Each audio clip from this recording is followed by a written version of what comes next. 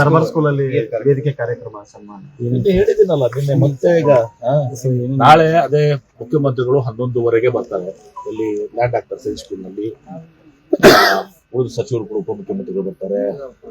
ರಾಮಲಿಂಗ ರೆಡ್ಡಿ ಅವರು, ಕೃಷ್ಣ ಬೈರೇಗೌಡರು ಬರ್ಬೇಕಾಗಿತ್ತು. ಡೆಲ್ಲಿಯಲ್ಲಿ ಒಂದು K C ಅವ್ರು ರಿಪೋರ್ಟ್ ಮಾಡಿದ್ದಾರೆ. ಲಕ್ಷ್ಮೀ ಬಳಸ್ವರು ಬರ್ತಾರೆ, ಬೈಜು ಸುರೇಶ್ ಅವರು ಬರ್ತಾರೆ. ಇವರೆಲ್ಲರೂ ಕೂಡ ಬಹಳಷ್ಟು ಸಚಿವರು ಬರ್ತಾರೆ. ಶಾಸಕರು, ನಮ್ಮ ಜಿಲ್ಲೆಯವರು, ಸಚಿವರು ಎಲ್ಲರೂ ಕೂಡ ನಾವು ಇರ್ತೀವಿ.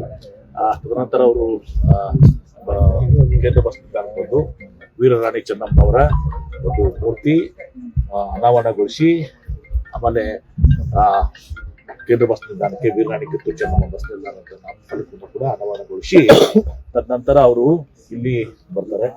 ಇಲ್ಲಿ ಬಂದು ಇದನ್ನ ಉದ್ಘಾಟನೆಯನ್ನು ಮಾಡಿ, ಸಾಂಕೇತಿಕವಾಗಿ ಉದ್ಘಾಟನೆಯನ್ನು ಮಾಡಿ, ತದನಂತರ ವೇದಿಕೆ ಕಾರ್ಯಕ್ರಮಕ್ಕೆ ದರ್ಬಾರ್ ಸ್ಕೂಲ್ ಗ್ರೌಂಡ್ನಲ್ಲಿ 12:30 ಅದು ಪ್ರಾರಂಭ ಆಗ್ತದೆ. ಅಲ್ಲಿ ಪ್ರಮುಖವಾಗಿ ಕಾರ್ಯಕ್ರಮಗಳ 3 ಘಟ್ಟ. ಅದರಲ್ಲಿ ಒಂದು ವೀರರಾಣಿ ಚೆನ್ನಮ್ಮನವರ ಒಂದು ಕಾರ್ಯಕ್ರಮದ ಬಗ್ಗೆ ಅಲ್ಲಿರುವಂಥದ್ದು, ತದನಂತರ ಸರ್ಕಾರಿ ಏನು ಕಟ್ಟಡಗಳ ಉದಾಹರಣೆಗಾಗಿ ಈಗ 3 ಬಾರಿ ನಮ್ಮ ಡಿಸ್ಟ್ರಿಕ್ಟ್ ಕಾಂಪ್ಲೆಕ್ಸ್ಗೆ ಈಗ ನಾವು ಭೂಮಿ ಪೂಜೆ ಮಾಡ್ತಾ ಇಲ್ಲ. ನಾವು ಕೆಲಸಕ್ಕೆ ಟೆಂಡರ್ ಕರೆದು ಕೆಲಸಕ್ಕೆ ನಾಳೆ ವರ್ಕ್ ಆರ್ಡರ್ ಕೊಟ್ಟಿದ್ದೀವಿ, ಚಾಲನೆ ಮಾಡ್ತಾ ಇದೀವಿ. ಕಾಮಗಾರಿ ಚಾಲನೆ ಕೊಡ್ತಾ ಇದೀವಿ. ಅದ್ರ ಜೊತೆಗೆ ಉಳಿದ ಅರ್ಬನ್ ಡೆವಲಪ್ಮೆಂಟ್ ಅನೇಕ ಕೆಲಸಗಳಿದಾವೆ, ವಿವಿಧ ಇಲಾಖೆಗಳಿದಾವೆ. ಎಲ್ಲನೂ ಕೂಡ ಮುಖ್ಯಮಂತ್ರಿಗಳು ಆ ಎಲ್ಲ ಇದನ್ನ ಭೂಮಿ ಪೂಜೆ ಮತ್ತು ಉದ್ಘಾಟನೆ ಮಾಡ್ತಾರೆ. ತದನಂತರ 3ನೇದಾಗಿ ನಾನು ನಿನ್ನೆ ಹೇಳಿದ್ದೀನಿ, ನಮ್ಮ ಮುಖ್ಯಮಂತ್ರಿಗಳಂತ ಸಿದ್ದರಾಮಯ್ಯನವರು ಒಂದು ಈ ರಾಜ್ಯದಲ್ಲಿ ಒಂದು ಹೊಸ ಇತಿಹಾಸವನ್ನ ನಿರ್ಮಾಣ ಮಾಡಿದ್ದಾರೆ.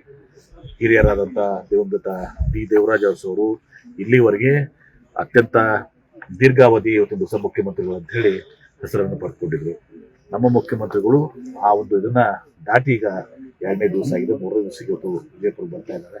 ಹೀಗಾಗಿ ಇಲ್ಲಿ ಅವರಿಗೆ ಒಂದು ವಿಶೇಷ ಗೌರವವನ್ನು ಅವತ್ತು ದಿವಸ ಮಾಡುವಂಥದ್ದನ್ನು ಕೂಡ ಮಾಡ್ತಾ ಇದ್ದೀವಿ. ಅವರಿಗೆ ವಿಶೇಷ ಗೌರವ ಸನ್ಮಾನ ಮಾಡ್ತಿದ್ದೀವಿ ಅಷ್ಟೇ, ಸನ್ಮಾನ ಮಾಡ್ತಾ ಇದೀವಿ. ಆಯ್ತಲ್ಲ ಸರ್, ಇದು ನಿಮ್ಗೆ ಈ ಎಲ್ಲಾ ಕಾರ್ಯಕ್ರಮ ಬಿಟ್ಟು ನಿಮ್ಗೆ ಗೊಂದಲ ಸೃಷ್ಟಿ ಮಾಡೋದು. ನಾವು ಹೇಳಿದೀವಲ್ಲ, ನಮ್ಮ ಪಕ್ಷದಲ್ಲಿ ಹೈಕಮಾಂಡ್ ಸುಪ್ರೀಂ.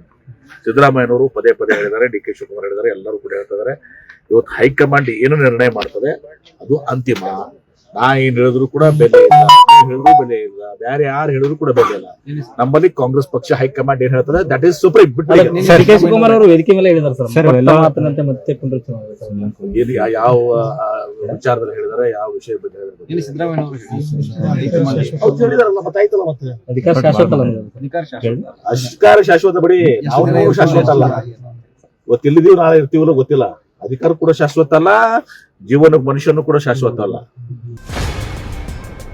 ನೋ ಉತ್ಪ್ರೇಕ್ಷೆ, ನೋ ಊಹಾಪೋಹ.